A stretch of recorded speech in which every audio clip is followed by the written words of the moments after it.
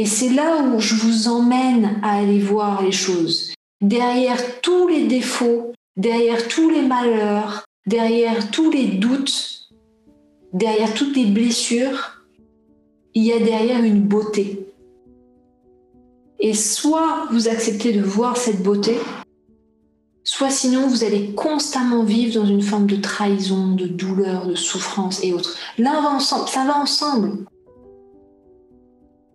La vie, c'est une nuance de couleurs. Et vous ne pouvez pas juste dire « moi, je veux vivre que dans du jaune, dans du rose et dans du violet ». La vie, c'est tout. Et vos parents se sont aimés d'une manière ou d'une autre.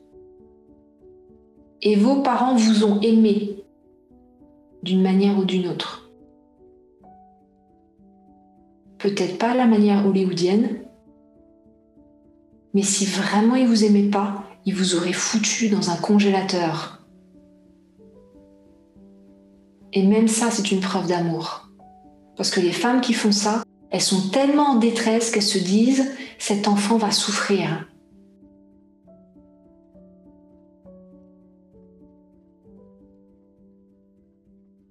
Mais le problème, c'est que vous avez une image de l'amour qui est totalement biaisée par les films.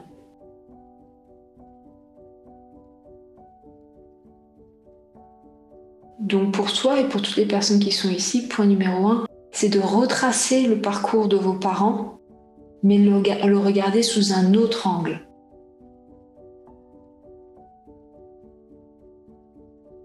Ok ? Et tu vas voir que naturellement, ça va provoquer certaines guérisons à l'intérieur. Je ne suis pas sûre, hein. Tu vas dire encore que Enfin, évidemment, j'ai déjà vu le couple de mes parents, ce qui représentait, ce que représentait le couple, j'ai déjà aussi vu.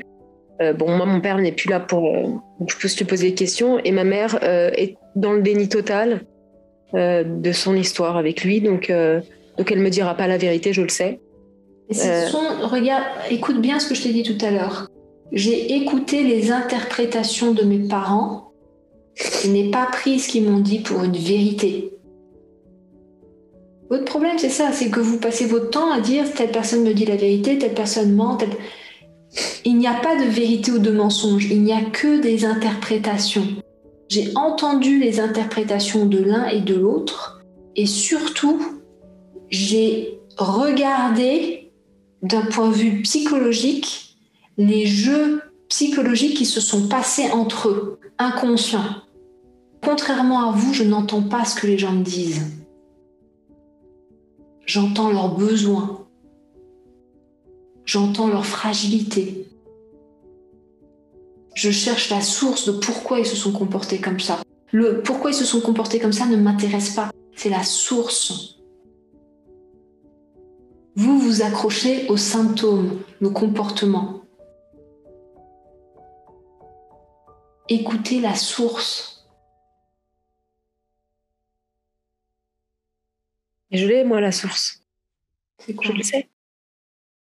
Je sais pourquoi ma mère s'est mariée avec mon père. Je connais tout ça. Et c'est quoi ? Déjà, ils se sont mariés tard.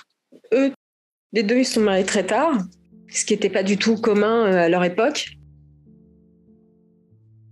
Ils ont été présentés à un mariage et voilà, ma mère s'est mise avec lui parce qu'elle voulait absolument des enfants. D'ailleurs, elle me saoule pour que j'ai des enfants aujourd'hui. Elle comprend pas. Et en fait, elle a fait des enfants parce que je pense que c'est quelqu'un qui se sentait très seul et qui avait besoin d'amour, et du coup, elle a fait des enfants. Et le problème, c'est que nous deux, ma sœur et moi, on est partis, ma sœur au Canada, moi je suis partie en Israël. Et du coup, elle se retrouve toute seule, elle comprend pas, et voilà. Donc je sais que ma mère, elle s'est mariée juste pour faire des enfants. Elle était pas amoureuse de mon père. Et mon père, il trouvait pas non plus.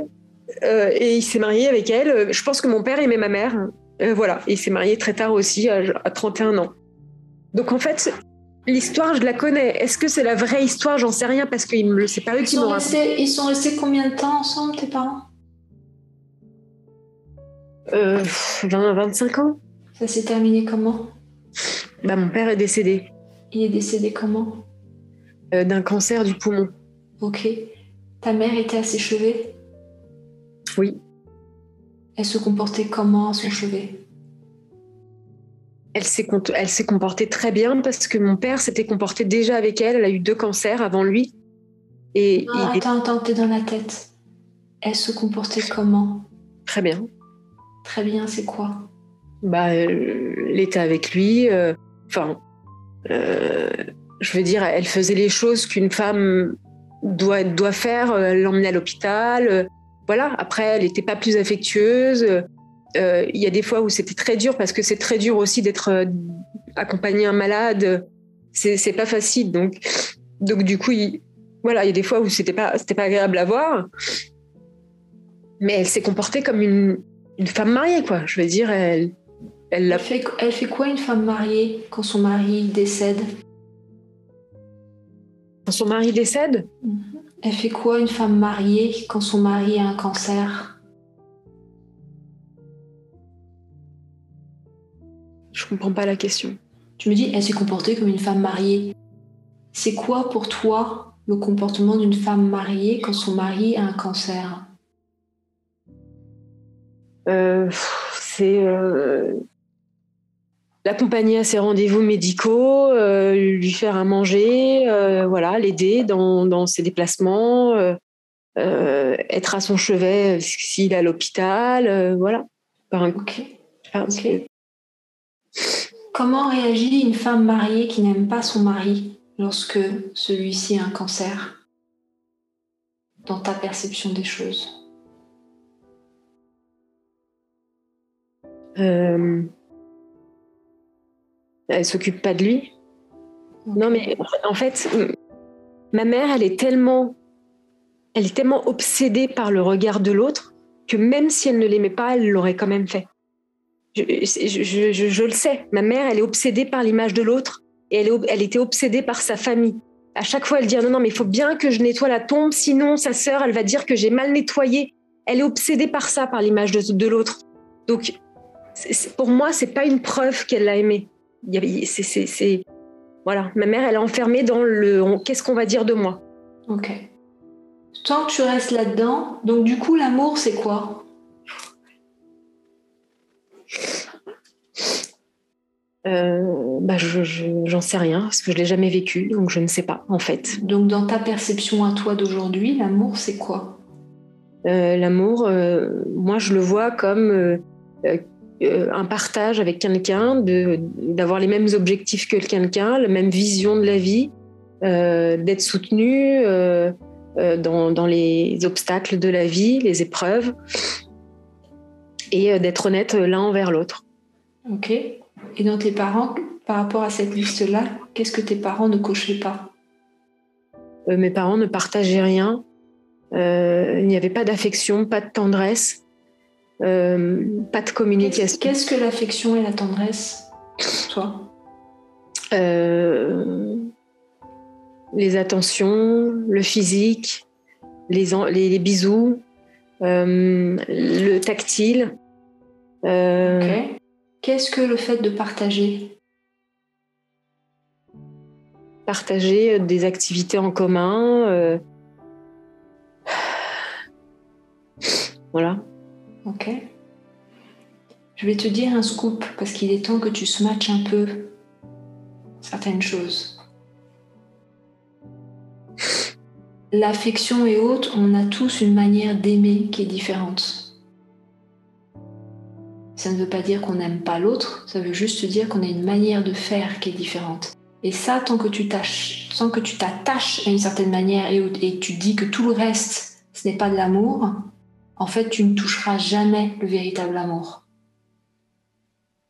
Tu toucheras une idée, et encore, de ce que tu te fais, de ce que c'est. Mais c'est juste une idée. Parce qu'il y a des personnes qui sont affectives. Il y a des personnes qui aiment différemment. Il y a des personnes qui aiment partager. Il y a des personnes qui ne partagent pas. Ça ne veut pas dire qu'ils n'aiment pas, ça veut dire qu'ils ont une manière d'évoluer qui est différente. Un exemple tout bête, je ne fais pas partie des personnes spécialement affectives. Ça ne veut pas dire que je n'aime pas mon partenaire. Ça veut juste dire que dans ma manière d'aimer, Je vais plus être dans de quoi tu as besoin, je vais être dans une forme d'action, mais je vais pas être dans je te caresse dans le sens du poil, je te fais plein de bisous, etc., etc. C'est pas mon truc. Alors demain, je peux avoir un enfant qui, s'il a la même perception que toi, dira « Maman n'a jamais aimé papa ». Alors que si.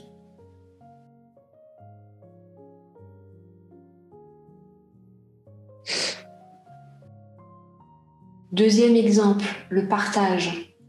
Je ne fais pas partie des personnes qui partagent tout avec mon partenaire. Est-ce que ça veut dire que je ne l'aime pas? Non. Ça veut juste dire que j'aime que par moment il voyage seul, j'aime par moment voyager seul, j'aime par moment qu'on partage ensemble un voyage. Et en même temps, je peux comprendre que l'autre par moment ait des envies, des besoins et une manière d'aimer qui est différente que la mienne. Je ne suis pas en train de lui imposer quelque chose. Mais ça vient toucher ton besoin de contrôler. Si la personne ne rentre pas dans ma case, alors je la laisse pas rentrer. Ça veut dire qu'elle ne m'aime pas, ou ça veut dire qu'elle n'aime pas.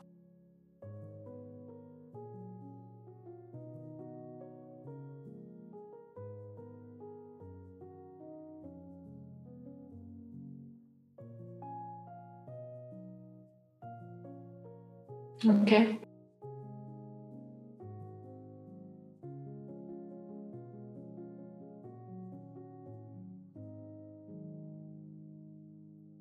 Ok pour tout le monde?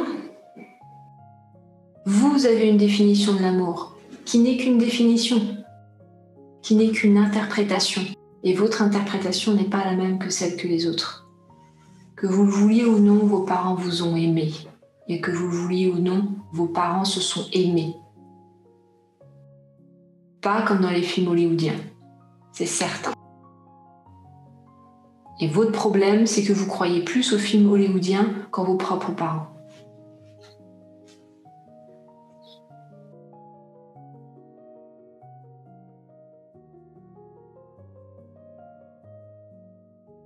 L'humain est beau et l'humain est une palette de couleurs. Des fois, vous allez rencontrer du jaune, des fois, vous allez rencontrer du marron, des fois, vous allez rencontrer du vert, des fois, vous allez rencontrer du orange. Et tout ça, c'est une manière de vivre, c'est une manière d'être, c'est une manière de se comporter et c'est une définition de l'amour qui est différente.